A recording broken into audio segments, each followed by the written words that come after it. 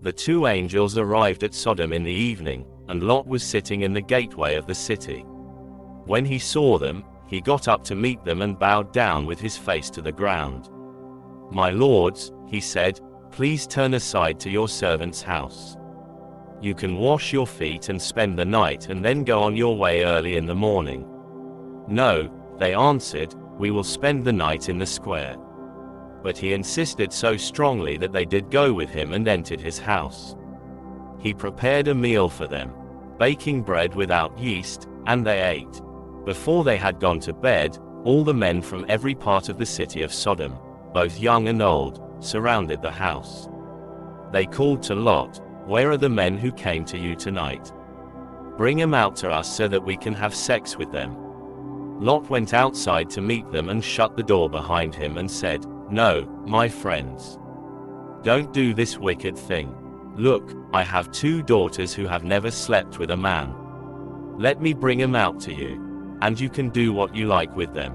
But don't do anything to these men, for they have come under the protection of my roof." "Get out of our way," they replied. "This fellow came here as a foreigner, and now he wants to play the judge. We'll treat you worse than them." They kept bringing pressure on Lot and moved forward to break down the door.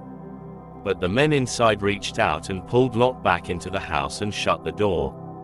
Then they struck the men who were at the door of the house, young and old, with blindness so that they could not find the door. The 2 men said to Lot, "Do you have anyone else here, sons-in-law, sons or daughters, or anyone else in the city who belongs to you? Get them out of here, because we are going to destroy this place. The outcry to the Lord against its people is so great that he has sent us to destroy it."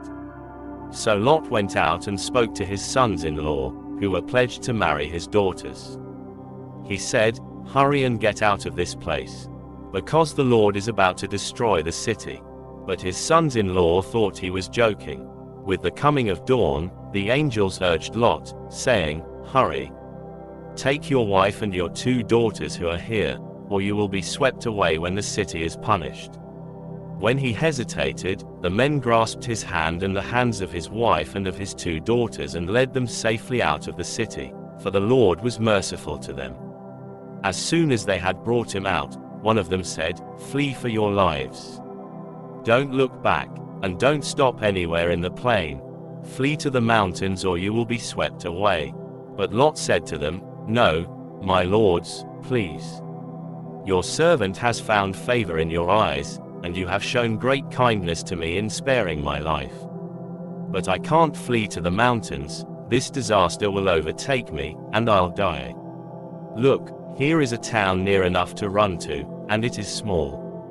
Let me flee to it, it is very small, isn't it? Then my life will be spared." He said to him, "Very well, I will grant this request too. I will not overthrow the town you speak of, but flee there quickly, because I cannot do anything until you reach it."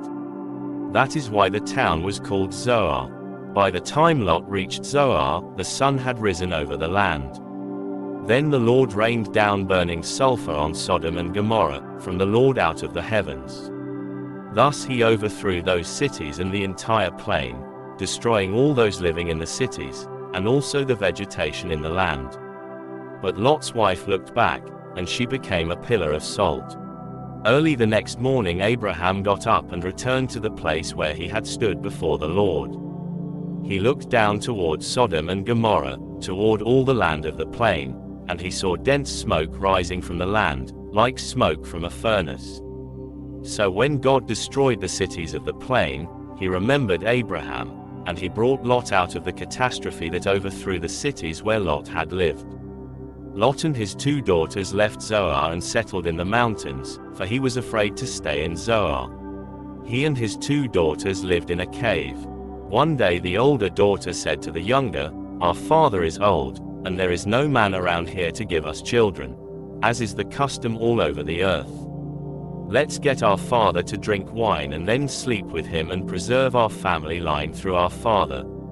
That night they got their father to drink wine, and the older daughter went in and slept with him. He was not aware of it when she lay down or when she got up. The next day the older daughter said to the younger, "Last night I slept with my father. Let's get him to drink wine again tonight, and you go in and sleep with him so we can preserve our family line through our father." So they got their father to drink wine that night also, and the younger daughter went in and slept with him. Again he was not aware of it when she lay down or when she got up. So both of Lot's daughters became pregnant by their father. The older daughter had a son, and she named him Moab. He is the father of the Moabites of today. The younger daughter also had a son, and she named him Ben-Ammi. He is the father of the Ammonites of today.